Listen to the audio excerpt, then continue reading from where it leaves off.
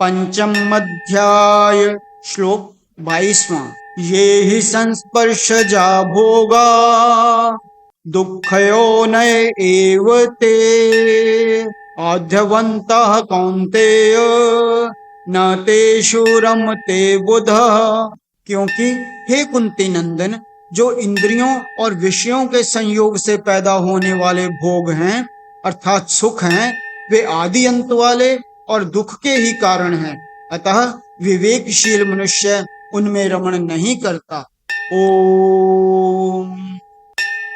शब्द, स्पर्श, रूप, रस और गंध, इन विषयों से इंद्रियों का राग पूर्वक संबंध होने पर जो सुख प्रतीत होता है उसे भोग कहते हैं। संबंध जन्य अर्थात इंद्रिय जन्य भोग में मनुष्य कभी स्वतंत्र नहीं है।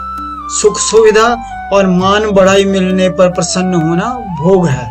अपनी बुद्धि में जिस सिद्धांत का आदर है, दूसरे व्यक्ति से उसी सिद्धांत की प्रशंसा सुनकर जो प्रसन्नता होती है, सुख होता है, वह भी एक प्रकार का भोग ही है। शास्त्र विहित भोग भी परमात्मा प्राप्ति में बाधक होने से त्याज्य ही है।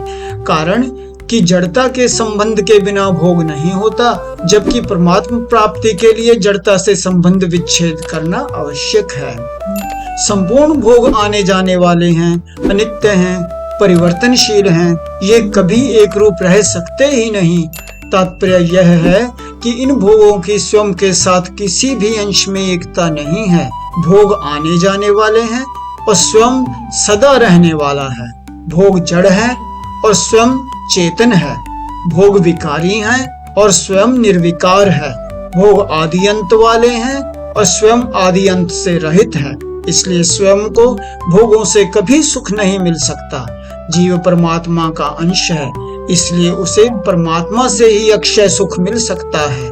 भोग आने जाने वाले हैं, इस तरफ ध्यान जाते ही सुख दुख का प्रभाव कम हो जाता है। जितने भी संबंध जन्य सुख हैं, वे सब दुख के उत्पत्ति स्थान हैं। संबंध जन्य सुख दुख से ही उत्पन्न होता है और दुख में ही परिणत होता है। पहले वस्तु के अभाव का दुख होता है, तभी उस वस्तु के मिलने पर सुख होता है।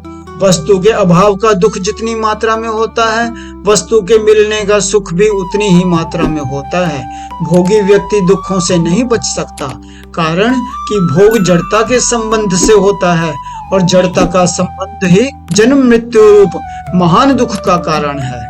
ओम।